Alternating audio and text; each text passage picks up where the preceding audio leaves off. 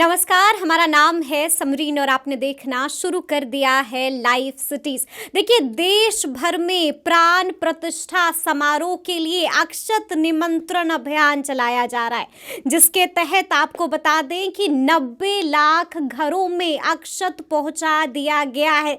यानी कि बीजेपी भी अब अपनी तैयारियों में पूरी तरह से लग चुकी है और अब बीजेपी इस इवेंट को मेगा इवेंट बनाने में कोई कसर छोड़ने को तैयार नहीं है।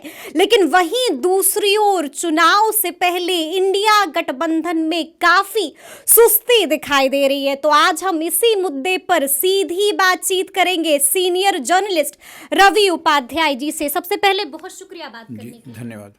तो जैसा कि मैंने शुरू में ही कहा कि अक्षत निमंत्रण अभियान चलाया जा रहा है, जिसके तहत 90 लाख घरों में अक्षत पहुंचा भी दिया गया है। रवि उपाध्याय जी, इसे आप कैसे देखते हैं? देखिए, निश्चित रूप से भारतीय जनता पार्टी कह लीजिए वो एकदम पूरी तरह से फोकस्ड है और उसका टारगेट 2024 है। इसको एकदम समझना पड़ेगा। और ये जो दिखाई पड़ रहा है अयोध्या रामलला और ये तमाम कई समय से लंबे समय से चला आ रहा है और अब इसका जो सो अंतिम दौर पर ये 22 तारीख को होगा, जैसा सब देश और दुनिया के लोग जान रहे हैं। और इसके लिए बृहद पैमाने पर तैयारी हो रही है। वो ऐसी तैयारी, अद्भुत तैयारी की मैंने कहा नहीं जा सकता। देखिए, मोस्ट वीवीआईपी लोगों को भी 22 तारीख को न्योता नहीं है, क्योंकि वहां पर क्राउड बहुत होगा और वो सेफ्टी पॉइंट ऑफ व्यू से भी ठीक नहीं होगा। इसलिए वैसे वो जो बात भारतीय जनता पार्टी की ओर से कही जा रही है, कई ऐसे माने जो राजनेता हैं, जो मुख्यमंत्री हैं या तमाम इस तरह के लोग, वो वहां पर उस दिन उनको न्योता नहीं है। 22 तारीख के बाद न्योता है। 22 तारीख के बाद आप आइए। और देखिए, उत्तर प्रदेश की सरकार, योगी आदित्यनाथ की सरकार, भारतीय जनता पार्टी की सरकार 22 तारीख को सारे स्कूलों को बंद रखने की बात कही है कि स्कूल उस दिन बंद रहेंगे, शिक्षण संस्थान बंद रहेंगे। और उस दिन जो है सो राष्ट्रीय उत्सव घोषित किया गया है। राष्ट्रीय उत्सव घोषित कर दिया गया है। बिल्कुल बिल्कुल, राष्ट्रीय उत्सव घोषित किया गया है। संस्थान बंद रहेंगे, वो स्कूल, तो वह सब एकदम मेगा शो जिस तरह से होता है ना, कोई बहुत बड़ा इवेंट का, तो वो वही तैयारी, वही तैयारी है भारतीय जनता पार्टी की।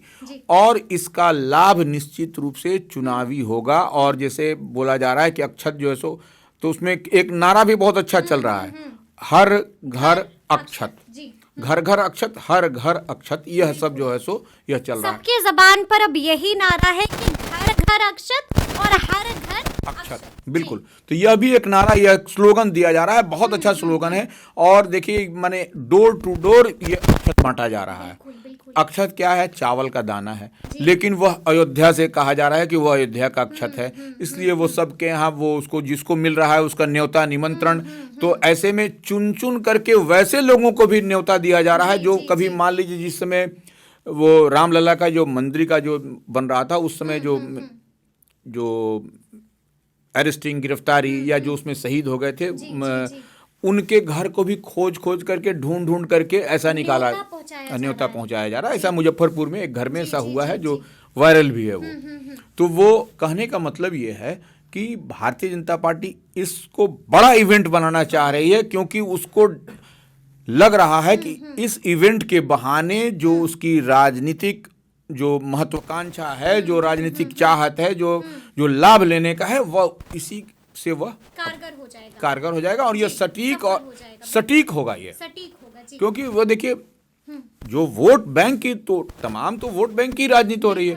और तमाम सनातन, किसी भी धर्म, जात, मजहब, कहीं भी जो भी मने हैं, वो एकजुट हो जाएंगे और वो राम मंदिर, रामलला के नाम पर, और वो अगर यदि दूसरे दल को भी वोट करते होंगे तो वह भी जो है सो वोट आ जाएगा। क्योंकि हमको तो भाई अयोध्या में रामलला के पास जाना है। अब देखिए, ट्रेनें जा रही हैं, बस जा रही हैं फ्री में, मुफ्त में। तो यह सब इतनी कवायद हो रही है। तो यह कवायद क्यों हो रही है, कैसे हो रही है? बिल्कुल, तो यह एकदम समझा जा सकता है, यह समझा जा सकता है। तो देखिए, ये भी हम आपसे समझना चाहेंगे कि जिस तरह से हमने बताया शुरू में कि बीजेपी अब कोई कसर छोड़ने को तैयार नहीं है और इस इवेंट को मेगा इवेंट बनाने की हर मुमकिन कोशिश कर रही है। तो क्या इसे हम ऐसे भी देख सकते हैं कि अब पीएम मोदी का मैसेज जो है वो 90 लाख घरों तक पहुंचा दिया?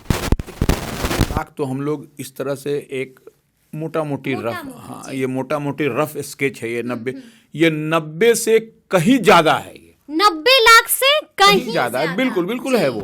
अब वो कितना अयोध्या के कितना किलोमीटर आगे और पीछे लोग का आने और जाने का तांता लगा रहेगा। वो कारवां कहाँ, उसका टेल कहाँ पे होगा, उसका ये कहाँ पे होगा, ये पता नहीं चल रहा है। और ये जो खुफिया तंत्र हैं जो इसमें जानकारी में लगे हुए हैं कि कैसे कितने लोग आएंगे, क्या क्राउड होगा, अनएक्सपेक्टेड है ये, अनएक्सपेक्टेड है निश्चित रूप से। तो यह एक बड़ी तैयारी है, बड़ी तैयारी है भारतीय जनता पार्टी की। और भारतीय जनता पार्टी बड़े मकसद के लिए है।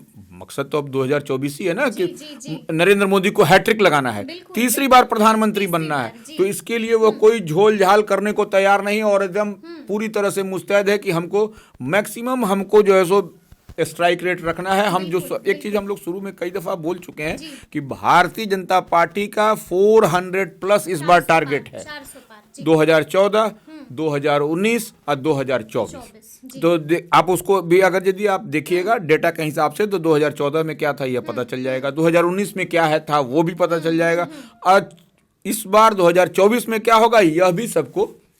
और भारतीय जनता पार्टी के हर स्तर पर भारतीय जनता पार्टी इस पर तैयारी में लगी है। एक एक कार्यकर्ता और वो एक एक प्रकोष्ठ, एक एक लोग लगे हुए हैं इसको, माने इसको अमली जामा पहनाने के लिए, और जी जान से लगे हुए हैं। या नहीं है कि इंडिया अलायंस की तरह की जो खाना पूर्ति कहीं नहीं हो रही है, खाना पूर्ति कहीं नहीं दिखाई पड़ रही है, यही हम कर रहे हैं। अच्छा, ये भी हमें समझना होगा कि हम लोग नारे की बात करते हैं। 24 में जब मोदी जी आए तो कहा यह गया कि मोदी है तो मुमकिन है। अगर हम 19 की बात करें तो कहा यह गया कि देश में मोदी का जादू चलता है, यानी कि मोदी मैजिक चलता है। और अगर बात हम अभी की करते हैं तो अभी भी ये नारा दिया जा रहा है कि अब देश में मोदी की गारंटी चलती है, यानी कि अब बात गारंटी तक आ गई। देखिए, गारंटी भी है और ये जो अक्षत जो बांटा जा रहा है तो हर घर मोदी भी पहुंच रहे हैं, यह बात भी है। तो यह मोदी का जादू और मैजिक तो है ही है। तो यही अगर जादू और मैजिक नहीं है तो ये सब परिणाम ये सब निकल के आ कैसे रहा है। तमाम विपक्षी एकता जो है सो आप देखिए, इंडिया अलायंस बना, ये बना, उत्तर प्रदेश बिहार यहीं से सूत्रधार हुआ और यहीं पर टाइम फिश होता हुआ दिखाई पड़ा।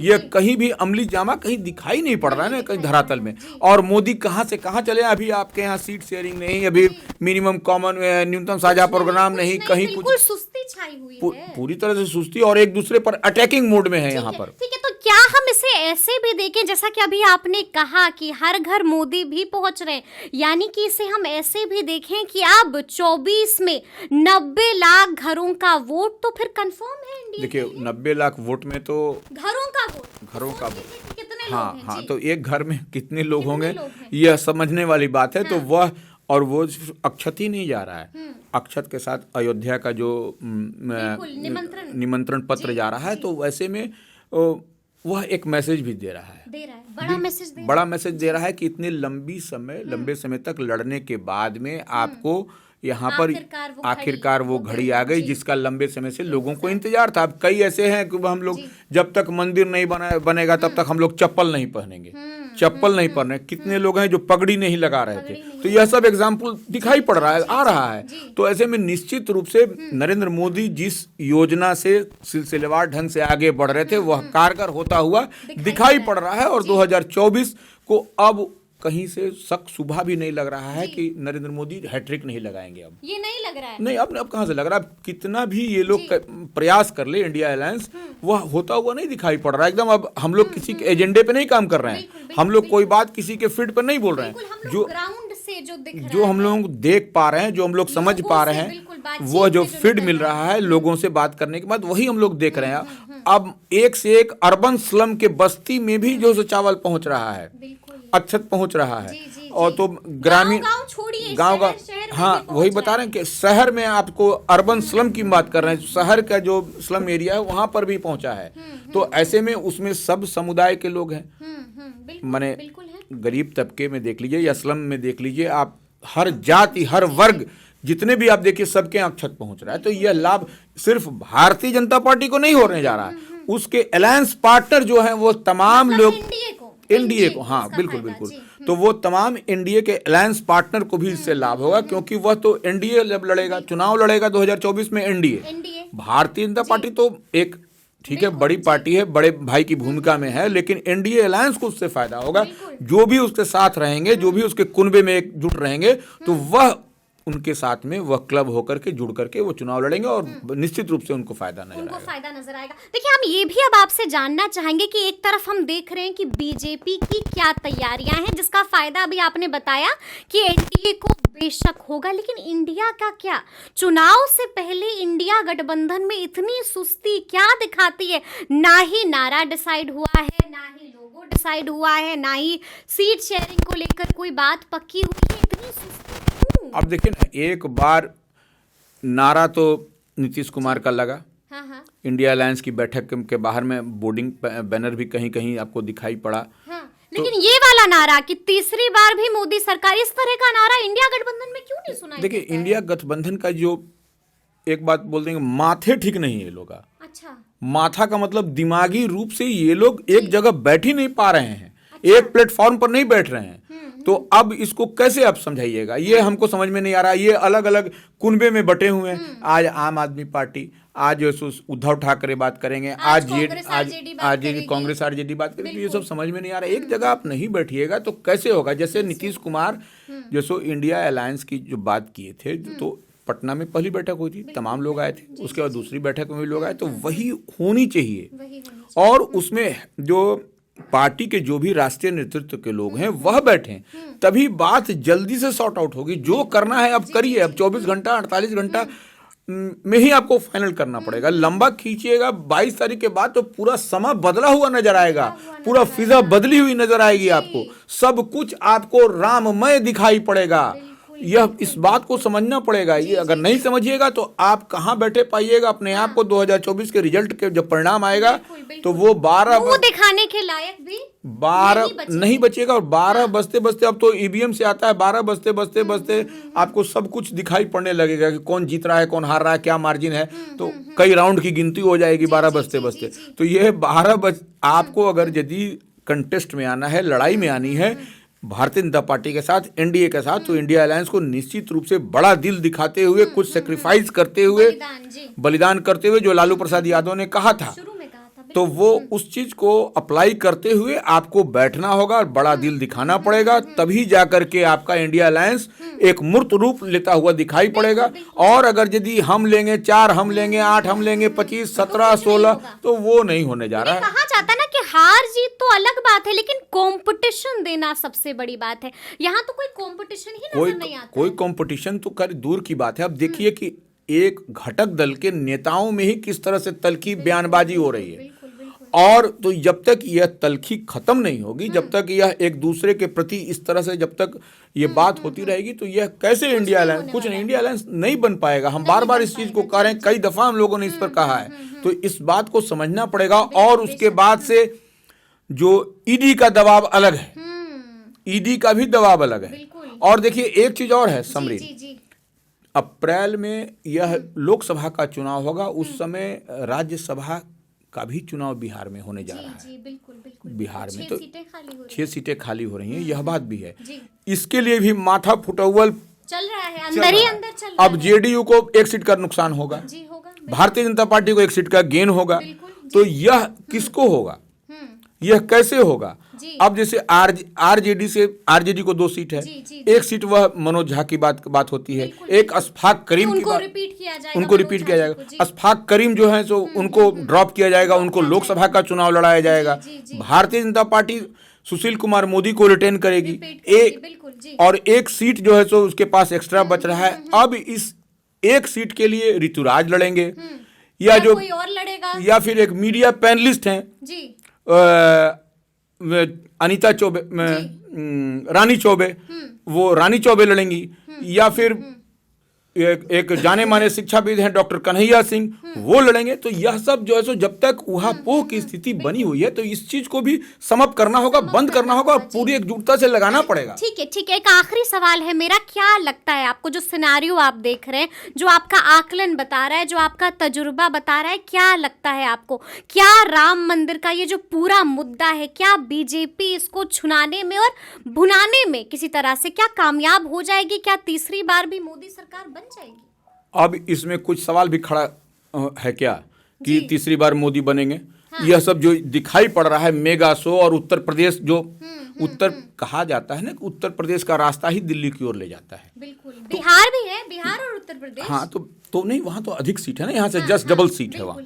तो वो वहां से अब जब तक ये लोग तय नहीं करेंगे, नीतीश कुमार अगर यदि देखिए, हम लोग बार बार कहते हैं नीतीश कुमार अगर इंडिया अलायंस में आते, बैठते, बातचीत होती, सीट शेयरिंग का फॉर्मूला तय हो जाता, तो वो जैसे फूलपुर लड़ने की बात, तो वो अगर यदि नीतीश कुमार उत्तर प्रदेश जाते, घूमते, तो वह जो वोट है कुर्मी समाज का, कुर्मी का वोट वहाँ बहुत ज़्यादा है, जैसे लव कुश का भी वोट वहाँ पर है, तो वो वहाँ पर जाते, तो वहाँ पर जब घूमते, तो वहाँ पर निश्चित रूप से भारतीय जनता पार्टी के लिए एक झटका होता। नुकसान तो पहुंचा देते बहुत, लेकिन निकल रहे हैं ना यात्रा पे, तो निकल ही रहे। देखिए, यात्रा पर यहाँ निकलने से नहीं, वहाँ पर कैंडिडेट बनना पड़ेगा, तभी जो है सो उम्मीदवार बनना पड़ेगा, तभी लोग देख भी पाएंगे कि नहीं, देखिए प्राइम मिनिस्ट्रियल फेस जो है सो इंडिया अलायंस का, ये नीतीश कुमार यहाँ से लड़ रहे हैं, ये बात तो करना पड़ेगा ना। यहाँ तो प्राइम मिनिस्टर का फेस को कोई नहीं है, यहाँ पर 22 आदमी है, 22 तरह का सब अपने आप को, मोदी के सामने कौन है, तो यह बात, यही तो बात है। इसीलिए अगर यदि वहां पर सिंबॉलिक, अगर यदि मान लीजिए ठीक है प्राइम मिनिस्ट्रियल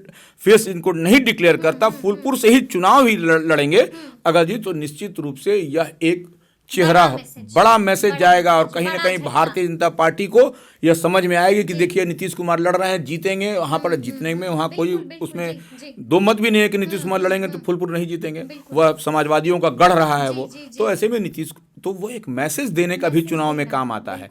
तो ये भारतीय जनता पार्टी ने मैसेज दे दिया है, और तैयारी पूरी है, और यहाँ पर कहीं ना कहीं सुस्ती दिखाई दे रही हाँ, है। बिल्कुल दे रही है, बिल्कुल दे रही है। तो सुना आपने क्या कुछ बताया है रवि उपाध्याय जी ने। देखिए, तफसील के साथ हम लोगों ने चर्चा की है कि आखिर इंडिया गठबंधन में चल क्या रहा है और ये सुस्ती क्या दर्शाती है, इसके बारे में भी हमने तफसील से चर्चा की है। तो ये पूरी बातचीत आपको कैसी लगी है, कमेंट करके हमें ज़रूर बताइएगा। तो इस तरह के तमाम अपडेट्स के लिए ऐसे ही हमारे साथ बने रहिएगा और देखते रहिएगा लाइव सिटीज़। बहुत शुक्रिया।